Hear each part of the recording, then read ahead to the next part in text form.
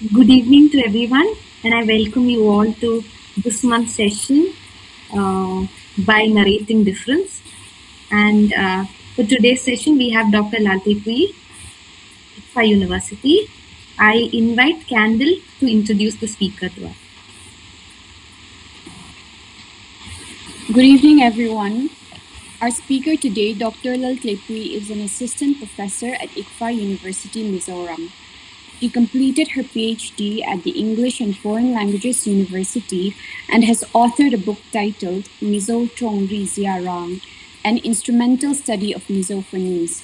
And it is worth noting that this book was shortlisted amongst the top 20 books considered to be given Book of the Year prize by Mizoram Academy of Letters in the year 2021.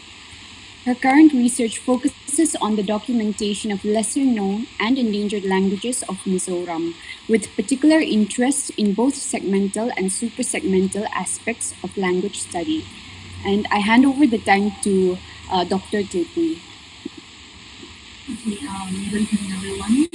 As Carol and Anupama has introduced me, I am Laltleipuii, and I was once a student of IFLO many years ago. But it's good to see that many of my juniors who were there during my time are still here today. So as you can see, my topic for today is research on the research of endangered languages, and this is something that I'm very passionate about and something that I have been working on since I finished PhD in 2020. So let me just share my PPT.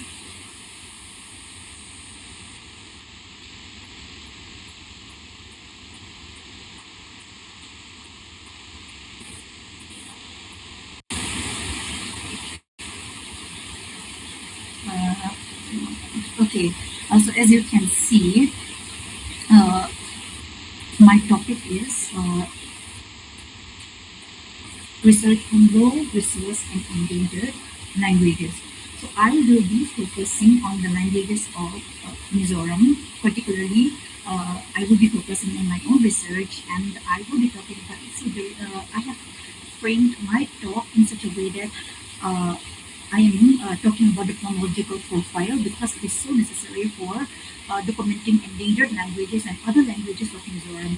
So in this talk, I will be talking about first my findings on Mizo phonological profile and how this has enabled my recent projects, that is AI development of chatbot that is very specific for Mizoram, and the challenges that we have faced as a team in the development of this AI, especially Mizo being a tonal language, there are very limited resources. And not only that, I will be sharing a brief report on my research on Panay and Klanglao. So Panay specifically is a language that is thought to have been extinct, and Klanglao is something that I'm sure that the Mizo students there will also admit that they won't think that this particular language exists. So even I was of this opinion. So this is a happy finding, and see. I'm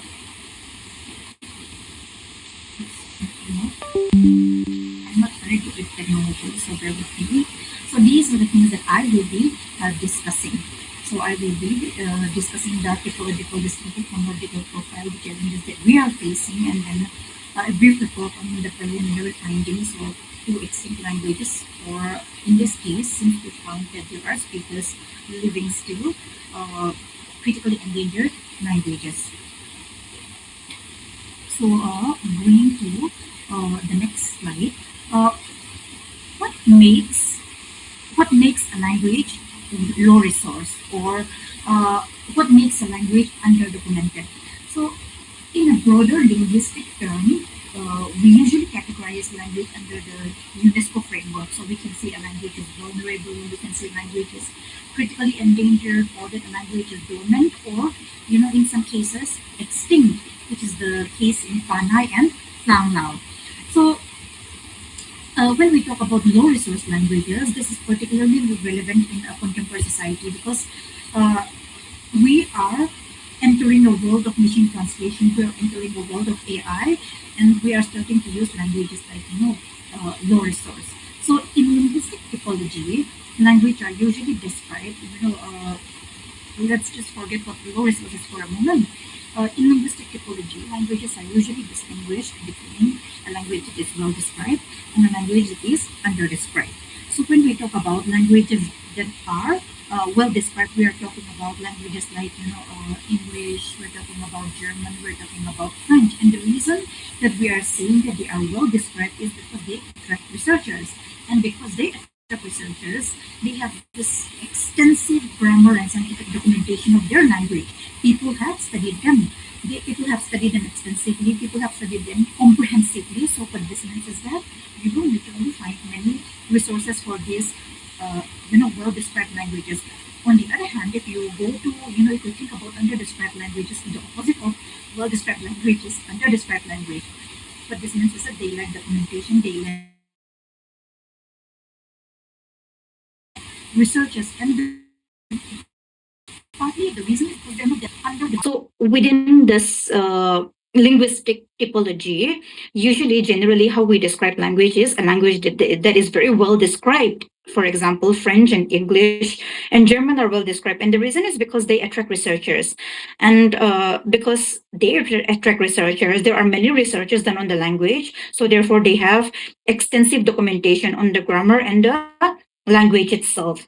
So people have studied them extensively and comprehensively. So naturally, you will find all of these resources on a well-described language like English, German, and French. But on the other hand, if you look at under-described languages, what under-described languages lack is research, people who are researching on the language, people documenting them. So if they will have very few remaining speakers. So therefore, naturally, they will be under-described. And it could also be that the speakers are in a very remote location and we don't know about them, or they are hard to reach. And because it is considered, or another thing is that which is the case of the two languages that I'm going to talk about today. Two of the languages that I'm going to talk about today, they are dialects of a more popular or dominant language. So therefore, they are under-described, they are under researched upon.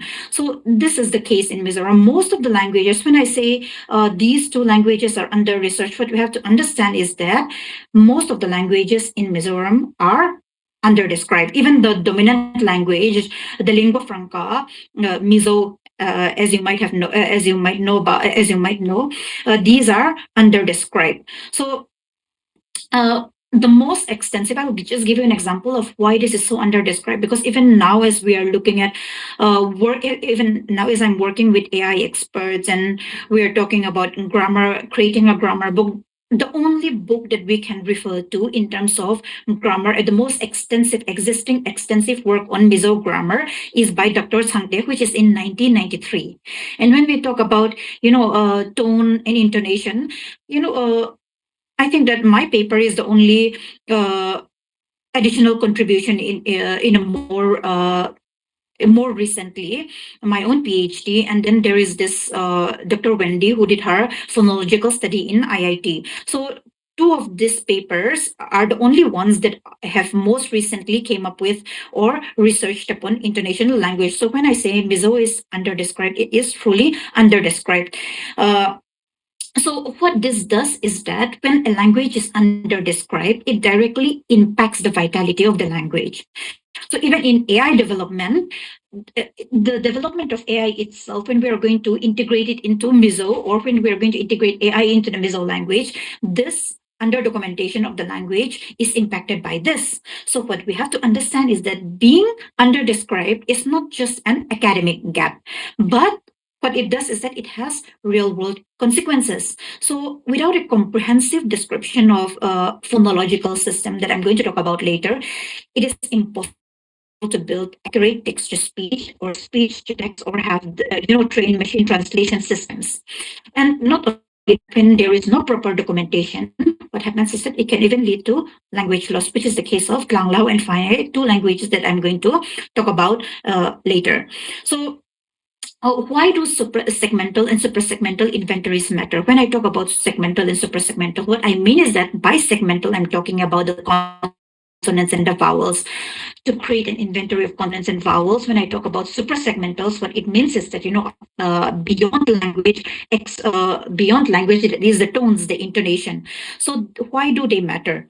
So together, the suprasegmental, the consonants, the vowels, the tones, the rhythms and intonation, what do? Is that they form a complete map of speech system. So what this does is that it provides the foundation for spoken language development.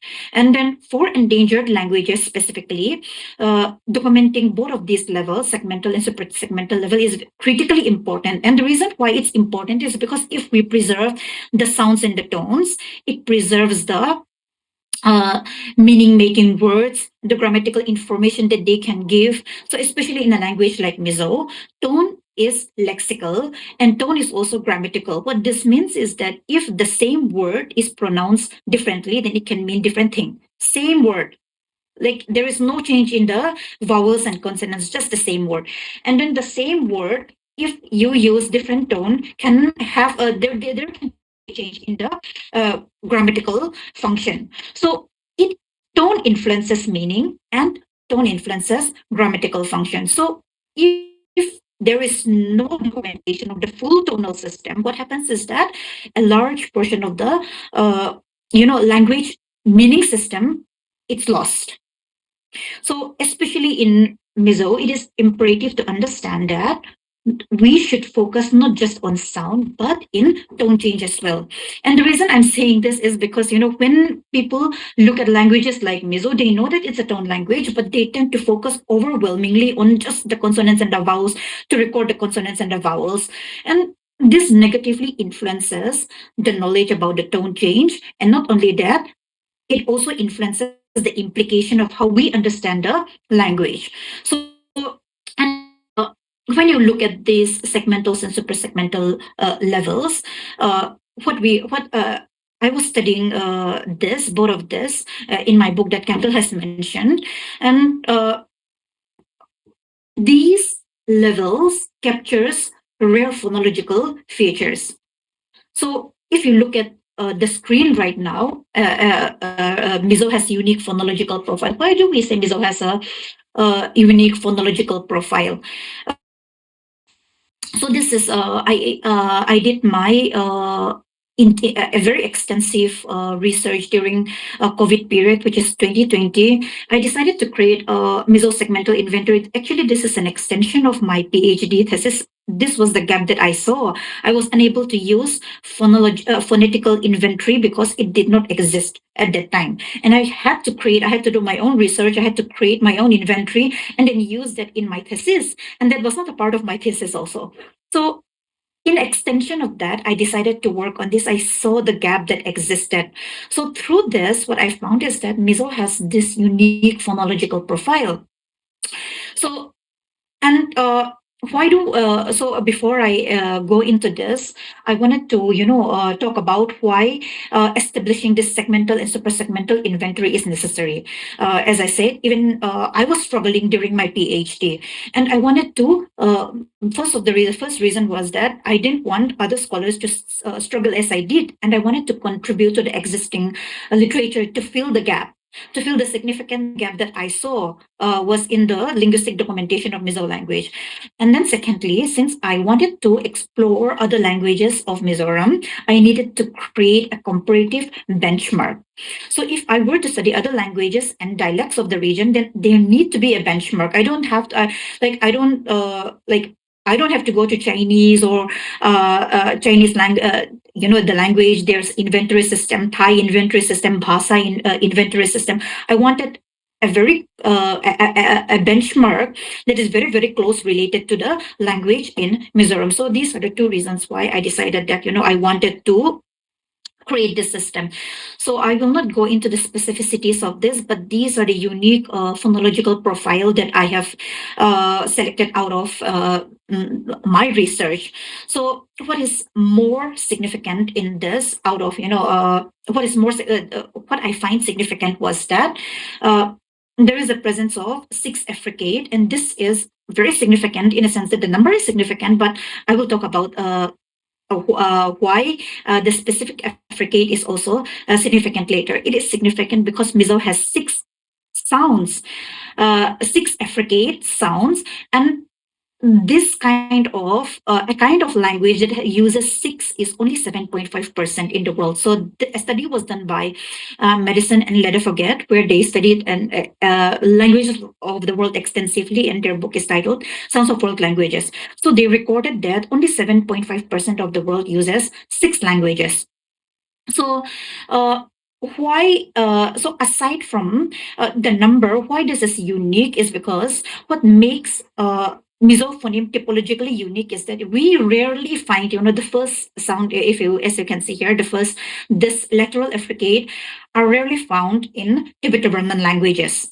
We usually find them in indigenous languages of the indigenous people of North America, the Athabaskan, or some Caucasian languages.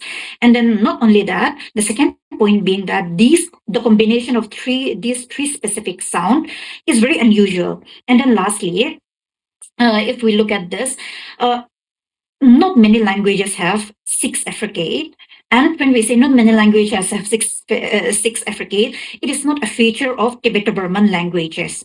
So the typological profile of Mizo sounds, particularly, the lateral series, is very distinctive among Tibeto-Burman languages. So it was necessary for me to set up this sound system so that I can look at related families within Mizoram. Because if this was not available, I won't know that this is I will try to find similarities in other Tibeto-Burman languages. But then Mizo has this a feature that is very unique of Tibeto-Burman languages.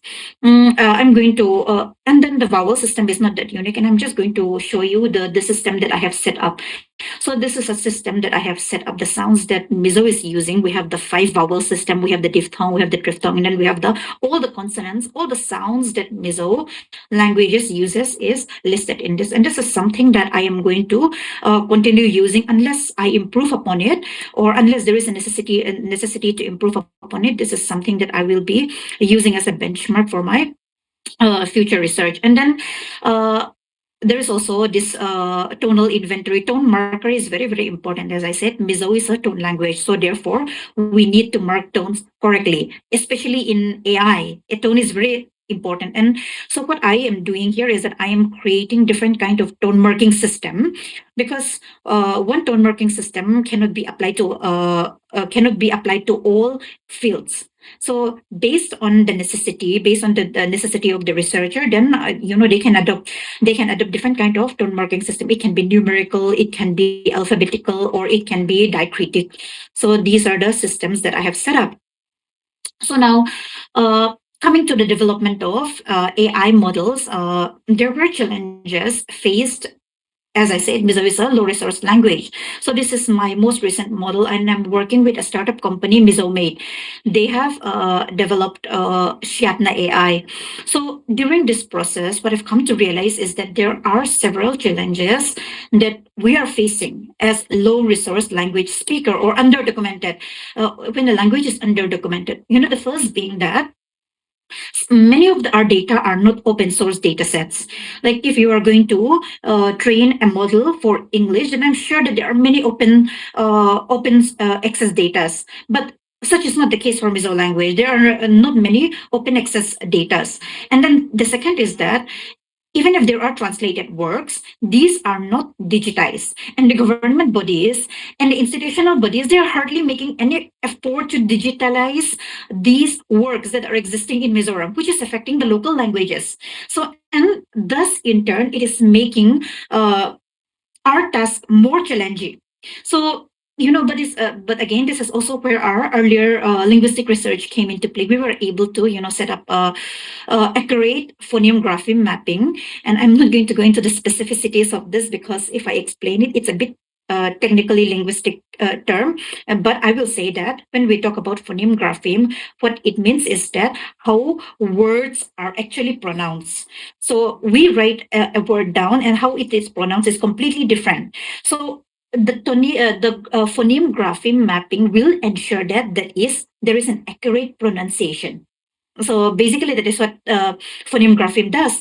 And another thing is, as I've mentioned earlier, the tone marking system, which is very crucial in Mizoram. Why? Because when we may you may insult someone if you use the wrong tone, or you may relay the wrong information if you use the wrong tone. So this tone marking is especially important for me. So I'm very frustrated about this because I am working with this, and we are working with central government as well. And they kept on insisting that tone marking is not important for Mizo languages, and this is the challenges that we face as low resource languages. Every meeting we have to assert that no, tone is important, tone guidelines is important, tone marking guidelines, attitudinal guidelines is important, and then they will say that no, but this IIT paper has published that this is not important.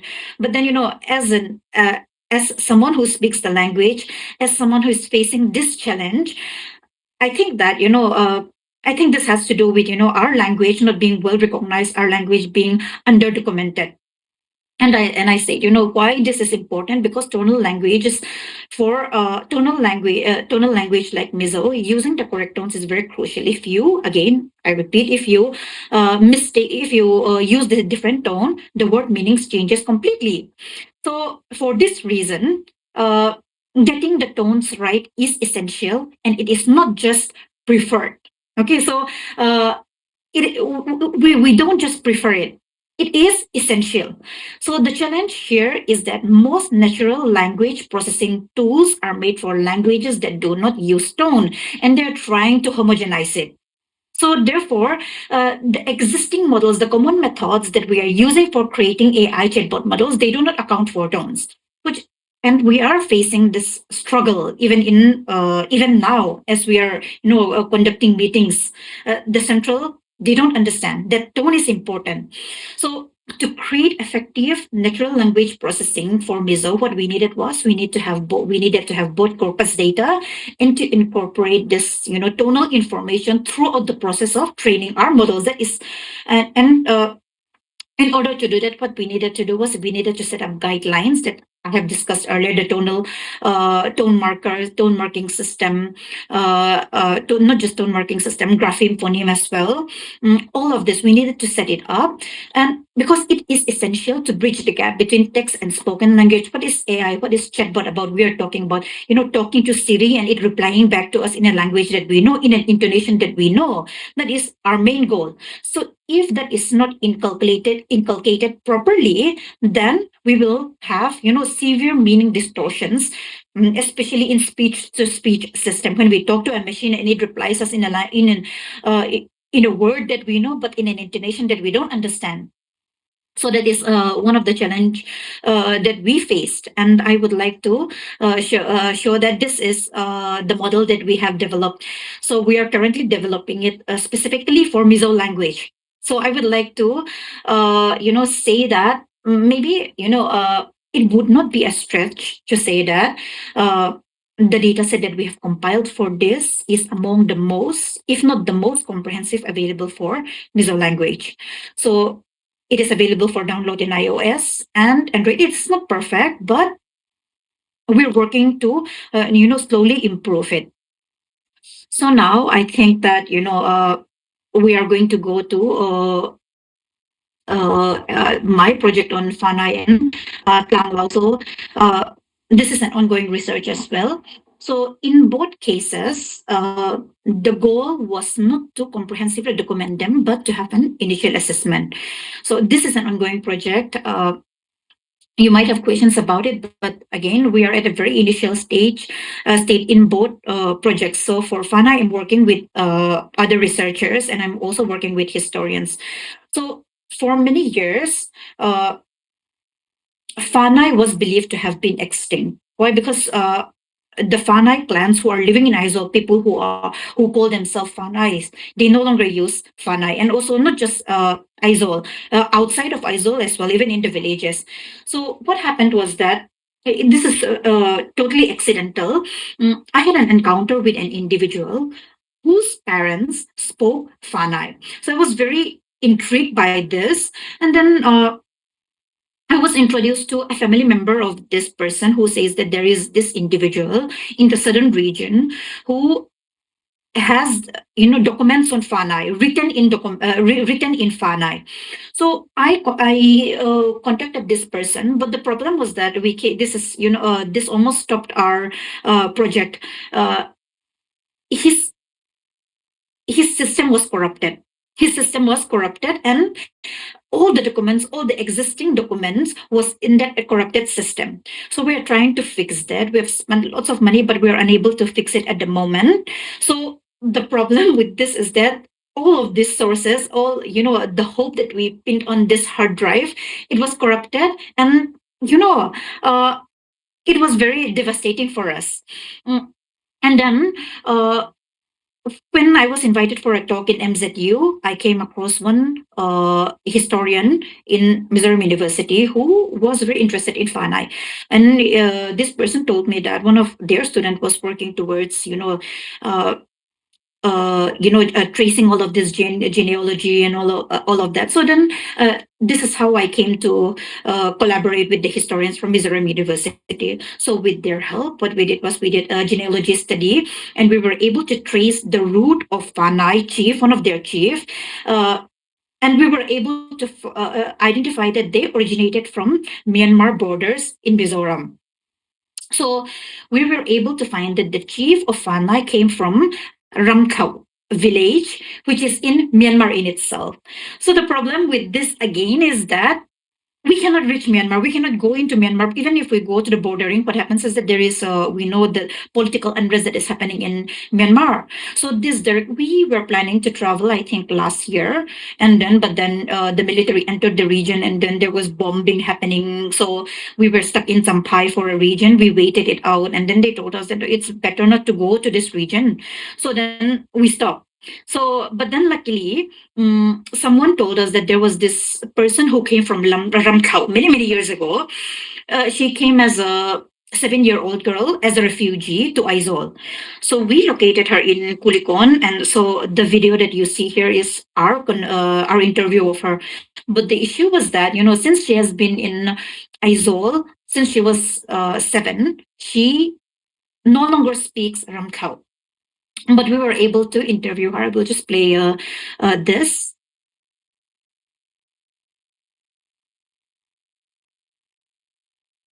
Oh, sorry. Oh, sorry.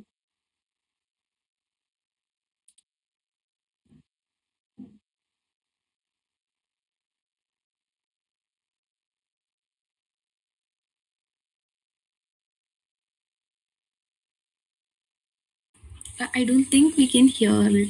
Oh, okay. Anyway, this is the system that has an issue. So basically, what she is telling us here is that she's telling us this oral tradition where their grandparents, great grandparents, tells them that the people of Ramkhau, if you go to Aizawl, then you can join the Fanai tribe, and because we belong to the Fanai clan, and so this was sort of our proof, and. Yes, I have around 4 or 5 videos of her, and we asked her to, tell us words in Ramkhau, and she was able to tell us several words in Ramkhau. But then again, since she has been living in Aizawl for a very long time, she has lost. She has lost many of her lexical items of Fanai. But then we are still in contact with her, and if the political unrest is okay, then she says that some of them will come as refugee to Aizawl, or they'll come as refugee to Champhai region, and we're hopeful that we'll be able to come in contact with them and collect some more data if possible. Again, this is on hold. This is a project that is on hold. But we're definitely planning to go there once it is more stable. So the next language I'm talking that I am looking at is Tlanglao. So this is a language that I am working on alone, and I've been working on this for a 1.5 year. So for Tlanglao, what I did was I did an ethnographic observation. I did some informal interviews, textual analysis of historical documents, oral tradition interviews as well. So like Fanai, how I came across this language is also completely accidental. I was traveling in a sumo, and I'm sure that Mizo people who are also staying in Hyderabad also knows what traveling in a sumo is like. So there were two males traveling with me, and they were talking, and I've heard them using, a language that I don't know. And then one person says that no, no, no, that is not how Tlang Lao people say that. So he said it in a language that I know. He said it in Mizo, and then he said it. We say it like this. Also, Tlanglao people don't have that. We have this. So I was very intrigued, and nosy as I was, I inserted myself in their conversation. So, and then as I, started talking with them, one of them asserted that, Tlanglaos are, clans with specific languages, and they had once occupied their own region under, one particular chief who is named Zakwapa.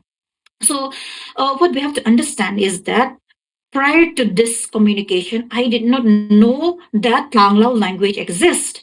And if you ask your Mizo friends as well, I'm sure that they didn't know that Tlanglao language exists. So my understanding was that people who are Tlanglao assimilated themselves with Bom speakers, and they are all either speaking Bom or Mizo. And this is something that is shared across Mizoram. Like when I try to interview people, people are saying, no, no, no, Tlanglao language does not exist. They're all using Bom or Lusei. But this encounter, led me to believe that Tlanglao speakers still exist. So, but the problem is that they are very few in number, although they can be located. So now I did my study, and what I realized was that there was no written document that exists for Tlanglao, nothing written in Tlanglao language. And if I look at history texts or any form of historical writings, text, non-fictional writings, history texts, I guess, people who are writing about history, people are writing about, the warriors of Mizoram, there are only 3 texts that I located. I've posted them here, and it is scattered. They're not extensively talking about Tlanglao. They're talking about it in maybe 1 or 2 lines or one paragraph. So even if you look for it, the issue is that since there are 1 or 2 lines, the information that is available is scattered. And so because of this lack of documentation and resource, like I doubted myself, like did Tlanglao really have their own language? And then uh, and then I thought maybe that was just a fluke. That was just a fluke. I met them by accident, and then there is Tlanglao language does not exist. But then I went and read J.H. Lorraine's Dictionary of Lushai language. There he clearly stated that Tlanglao are tribes living in Lushai Hills, and then he separated them from the Bom. So he says that the Tlanglao people living in they live with these people. So and then so if this clearly indicates that these are 2 distinctive tribes with potentially distinct languages. And then I went and read Grierson's book Linguistic Survey of India. There he says that Tlanglao are a sect of Kukitsin tribe. So there he listed numerous groups that included this, and among them he included Tlanglao. And then I started digging some more, and I got in contact with some more informants, and I have spoken with these informants who told me about their origins. I was able to contact someone who was working in All India Radio in this Tlanglao area. So basically, we have to take this with a grain of salt, because migration theory is not something that is established. Migration story itself is not something that is established in Mizoram. So there is a general assumption that we came from China and then we settled in Myanmar, and that is the same thing that Tlanglao people are saying. They're saying that their oral tradition is saying that Tlanglao once resided in China, and this person was telling me that even a missionary says that there is a group who are living in China who speak similar languages, who are having the same lifestyle, similar culture as well. So again, to them, that is a proof of them once living in China. So from China, they migrated to Burma, now known as Myanmar.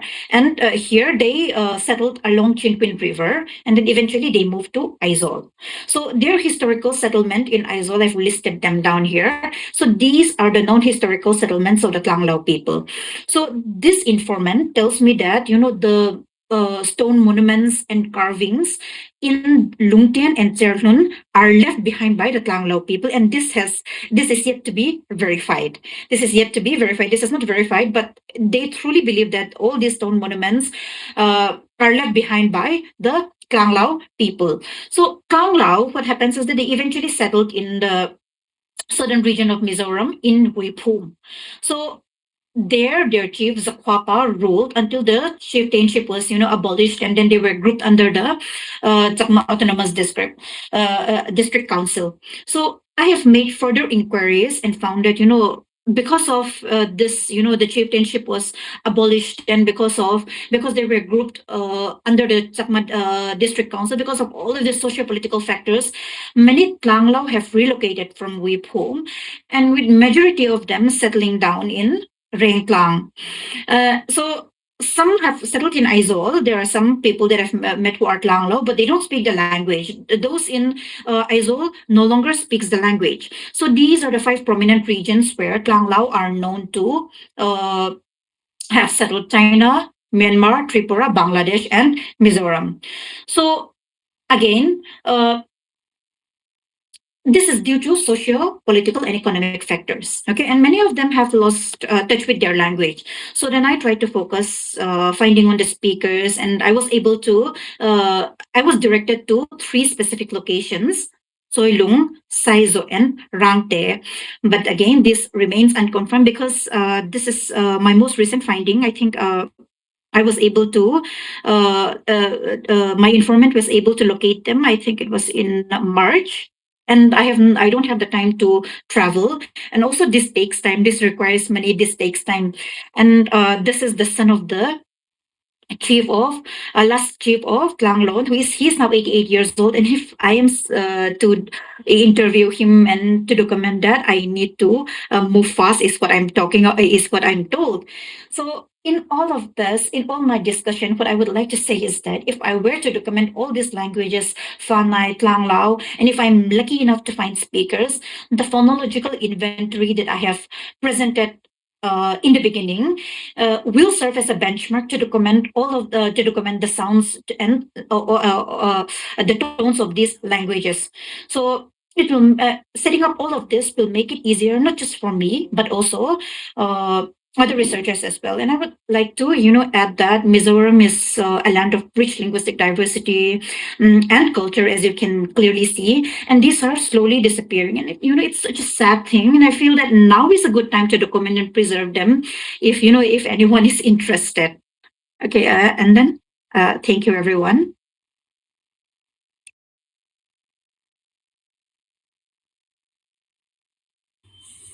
Thank you, TP. Now we can open the session for questions.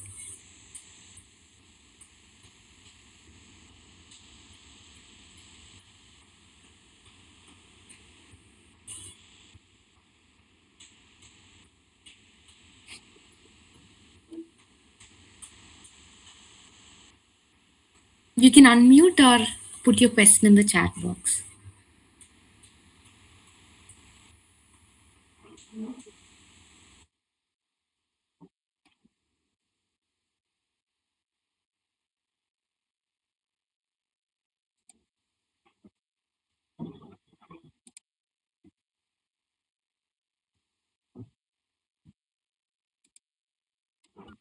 Hello, hi. Can you hear me?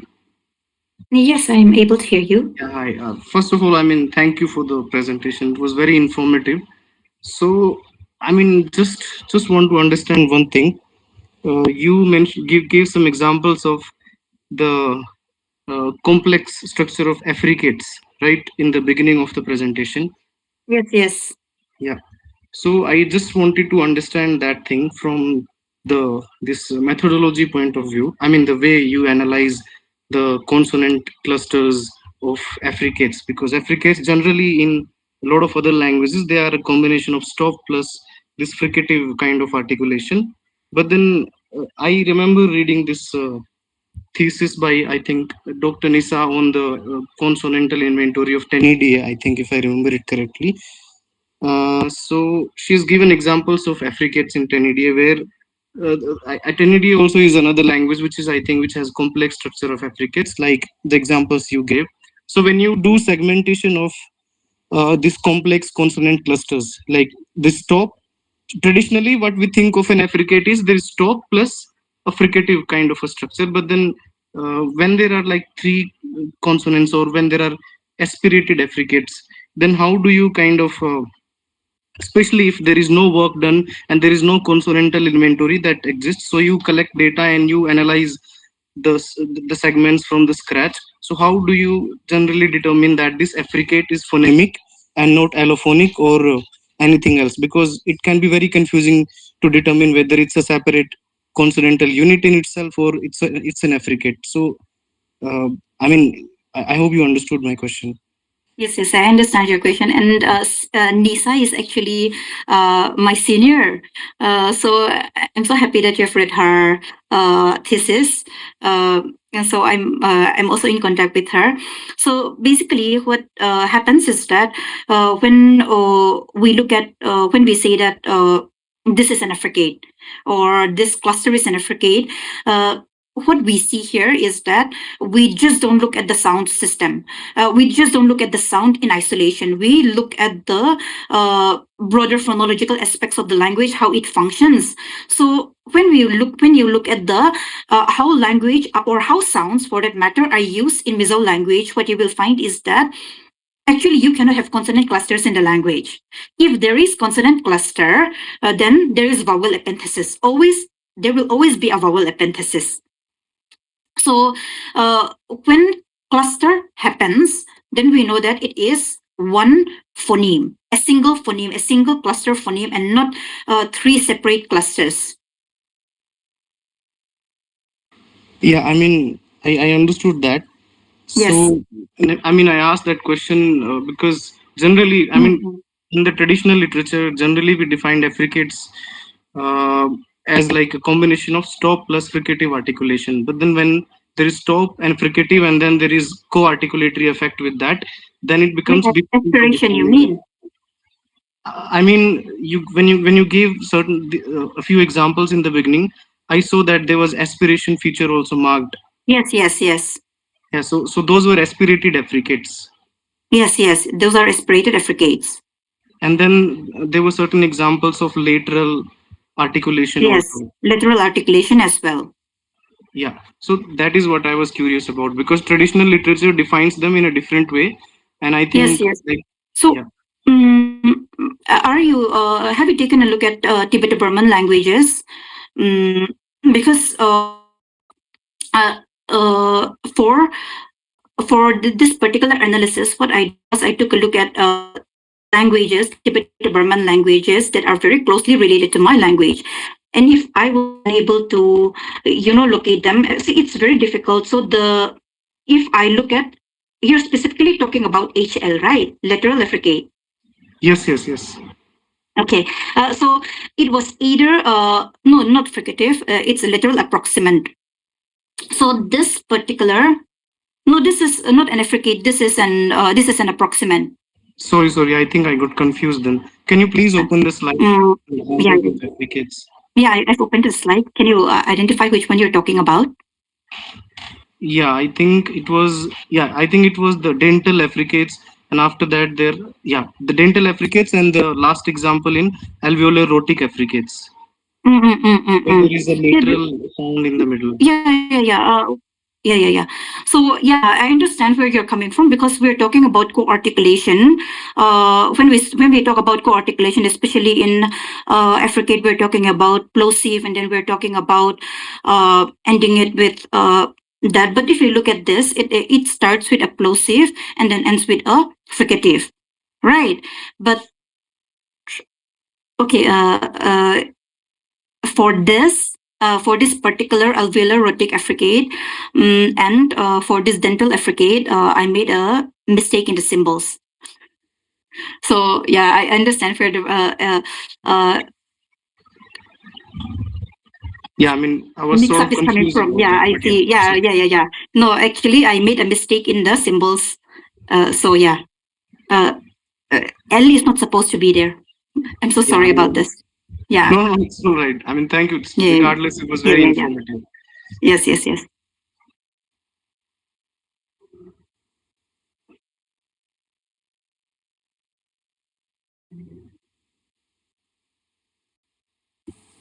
Hi, Dr. Laltleipuii.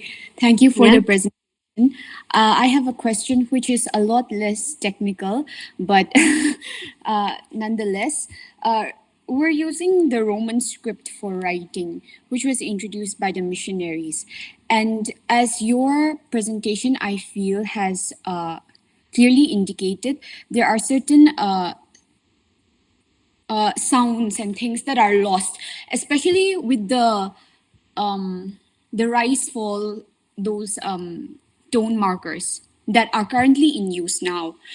Even as a native reader and speaker, when I read, I find myself kind of if I don't read the entire sentence first, there's a tendency even for a native reader to misread a particular sentence for the first time. So I also share that your insistence and your passion about getting the tone markers right, which I think is very fundamental. But at the same time, we have a very strong standardizing body as well for the Mizo language. How do you see this panning out in the future? And do you think that the script that we are using now is or can be made sufficient for a tonal language like ours? Or do you have any kind of alternatives or whatever? Yeah. A discourse that is going on, especially in the level of governmental body. I'm sure you all know that this is an ongoing discourse. So my standpoint on this is that we already have this established orthography system. No orthography system is perfect. That is something that we have to establish. The reason why we have even created an IPS system is because orthography itself is not perfect. So why try to, my question is, I also question the language development board, the governing body. I ask why should we try to perfect an existing orthography like written system? Because if we are to create a completely new system, writing system, to inculcate all of this, then what happens to the book that were published prior to all of this? Are we going to republish them? Are we going to rewrite all documents? Because if we look at how things are, if we change the system of the language itself, then give it 10 or 20 years. I may know, you may know, but children, maybe 30 or 40 years down the line, they're no longer going to be able to read what we are writing right now with the orthography system that we are using. So I don't think that there is a need. It's faulty. Yes, it is faulty. And the reason why it is faulty is because of the, again, the missionaries and who created, they created this based on colonial hunters, phonetics. They listened to the language and they created this system for us. So again, many of the sounds, as you said, are lost. But the thing is that I don't think that changing it now will benefit.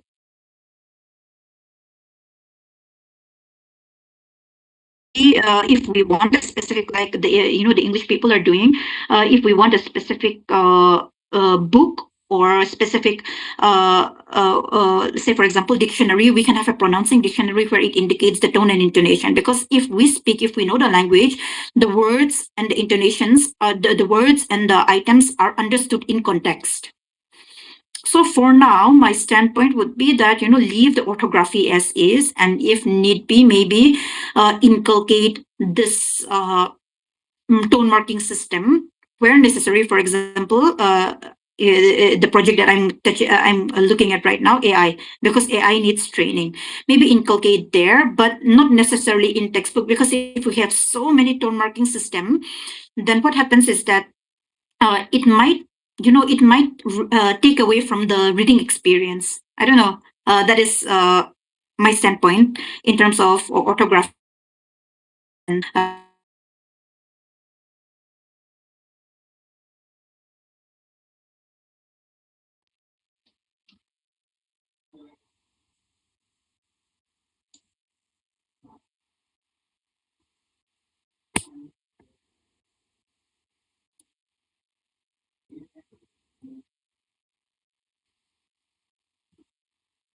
Do we have more questions?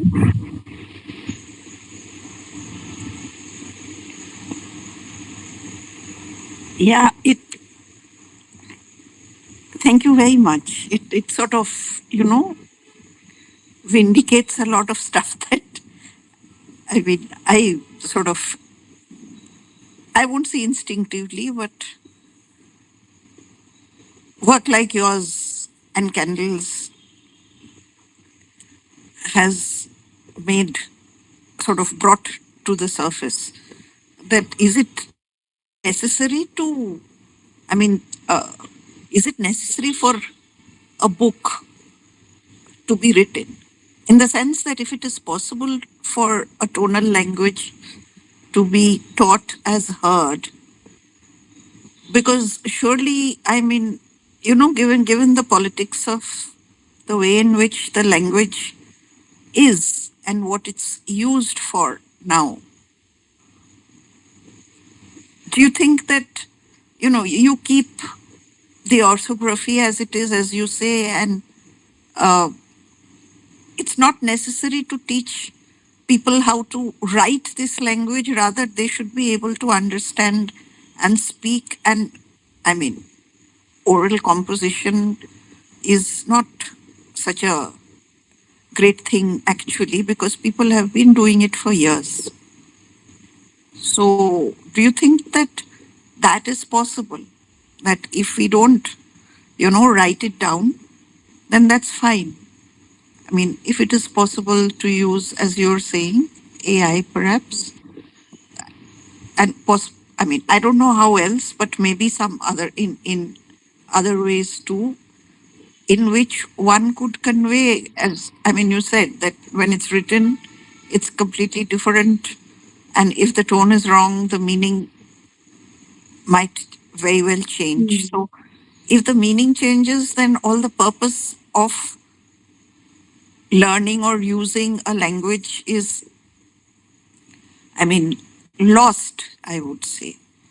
So, I do you understand. think that this part is more important now than finding a correct orthography and how to develop? As you said, you have a benchmark and then a number of, I mean, I hesitate to say variations, I also hesitate to say dialects, but let's say it's like a whole collection of languages which are related to each other in ways which linguists will be able to tell us, but that does not, you know, uh, take away from them anything, including they can be more easily preserved than in the and taught than in the written form. Do you see things going in that direction? Now that you've brought it up, I've only viewed it from a very, very narrow lens of me understanding the tone system and me understanding this sound system very comprehensively. I've just come to, it just made me realize that, there can be situations like that. So, if we were to, as you say, if we were to preserve the language, if you were to read it and understand it immediately, to think about it, then I guess that inculcating these changes, for example, like tone marking system, might help. I think that it would definitely help, but then it will take a while to of getting used to. That is also something that we have to consider. We have to consider the sociological factors as well. Uh, so there was a very, that is not something that I have thought of. So it was very insightful question, and I'll have to ponder on it as well. Actually, Yeah, I mean, it would be very not interesting, but I think it would. The question is whether it would be useful at the end of the day. it will be Like I definitely mean, in useful. terms of communication. Yes, that's what I was thinking about. It would definitely be helpful, and also for people who are learning the language, it would definitely be useful.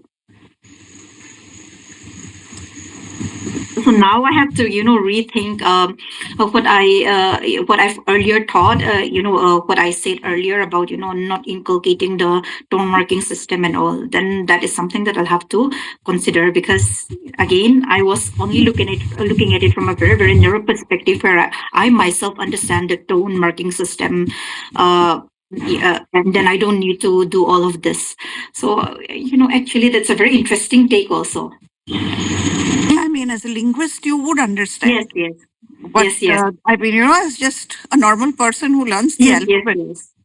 we'd all be able to read it because it's in the Roman script, let's say. Yes, But yes, then the yes. sounds that are getting lost Mm-hmm. are meanings ultimately. Yes. And I think that, that is also reflected in my past research as well. I did a study on Ralte, and we had an issue with the intonation. So when we when we converse with the people who are speaking Ralte, we were able to understand that their tone system is very different, but it did not translate into orthography, the written orthography. So I guess, that is something that is we have to look at, something that I myself, I guess, have to look at. So we're going to hear more from you in August, right? Yes, I will be one of my one student is coming to ISO. She landed yesterday. Hopefully, she'll be able to make time for me tomorrow. I'll collect data and see. Thank you so much. Yes, thank you, ma'am.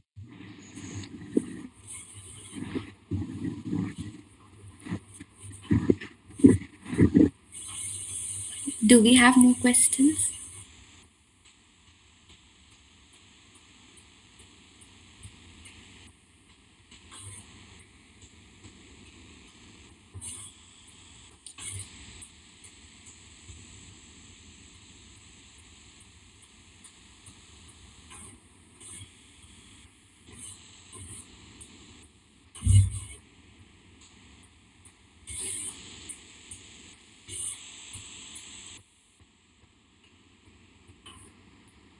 Okay, then thank you so much for speaking to all of us, TP. Okay, thank you. Yeah. And I thank everyone for attending today's session.